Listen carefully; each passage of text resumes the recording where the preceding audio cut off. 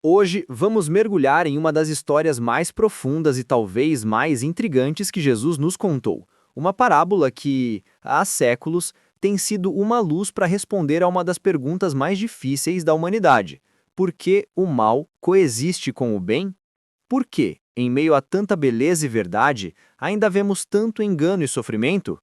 A resposta está em uma simples, mas poderosa história que Jesus narrou, a parábola do joio, encontrada em Mateus capítulo 13. A parábola diz o seguinte: o reino dos céus é semelhante ao homem que semeia boa semente no seu campo, mas dormindo os homens, veio o seu inimigo e semeou o joio no meio do trigo e retirou-se. E quando a erva cresceu e frutificou, apareceu também o joio.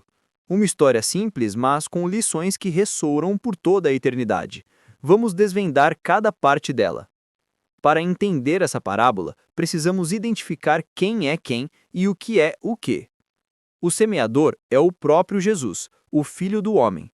Ele veio ao nosso mundo para espalhar a semente celestial da verdade. Ele é o grande lavrador que trabalha pela salvação de seu povo. A boa semente somos nós, os filhos do reino. Somos aqueles que aceitaram a palavra de Deus e nasceram da verdade. O objetivo do semeador é que essa semente cresça e amadureça, produzindo frutos para o celeiro de Deus. O inimigo, como Jesus explica, é o diabo.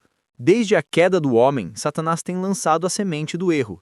A parábola mostra sua vingança contra Cristo, espalhando a má semente entre o bom trigo no reino de Deus. O joio, por sua vez, são os filhos do maligno. Eles representam pessoas que levam o nome de Deus, mas negam o seu caráter.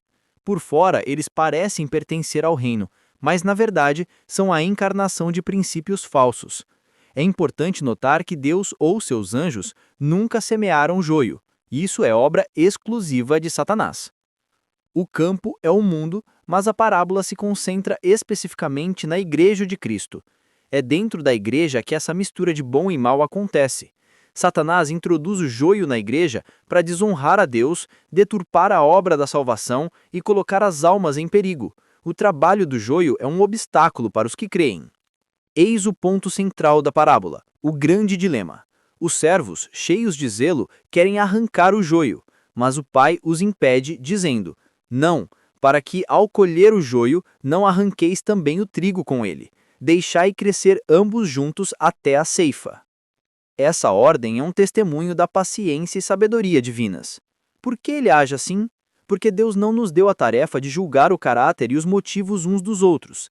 Se tentássemos, cometeríamos injustiças terríveis, ferindo aqueles que Cristo está tentando salvar. A história de Deus com o mal começou no céu, com a queda de Lúcifer. Ele não foi imediatamente destruído para que a justiça de Deus fosse plenamente manifesta a todo o universo. Da mesma forma, Deus permite que o joio e o trigo cresçam juntos, para que, ao final, não restem dúvidas sobre o caráter de cada um. A presença de membros indignos na igreja não é motivo para desanimar ou duvidar do cristianismo. Ao contrário, ela apenas reforça a lição da parábola. Não podemos nos basear na fé dos outros. Nossa fé deve ser pessoal e nosso caráter verdadeiro. Mas a parábola não termina na coexistência. Ela aponta para um fim. A ceifa, diz Jesus, é o fim do tempo de graça, o juízo final. E é aí que a verdadeira natureza de cada um se revela. Enquanto jovens, o joio e o trigo podem parecer idênticos, mas na maturidade, o trigo, com o peso de suas espigas cheias, se curva em humildade, enquanto o joio, com suas sementes vazias, permanece rígido e erguido. Essa é a imagem do juízo. A profissão de fé não pesará na balança. O que pesará é o caráter. A separação será feita por Jesus e seus anjos. Então os justos resplandecerão como o sol no reino de seu Pai, enquanto o joio será amarrado para ser queimado, pois sua única utilidade é ser destruído. Como diz o livro de Jó, vê-lo-ei por mim mesmo, e os meus olhos, e não outros, o verão.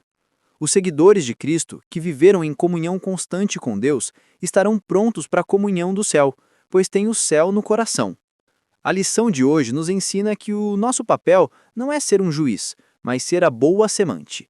Devemos nos concentrar em cultivar um caráter que reflete o amor de Cristo e que seja um testemunho da verdade. A parábola do joio não nos dá permissão para nos tornarmos amargos ou cínicos por causa da presença do mal. Em vez disso, ela nos dá um chamado à paciência, à vigilância e à esperança, pois a colheita, a separação final, é certa. Que a pergunta que realmente importa não seja por que o mal existe, mas sim que tipo de semente eu estou sendo. Não cabe a nós julgar, apenas seja o bom trigo. A colheita virá.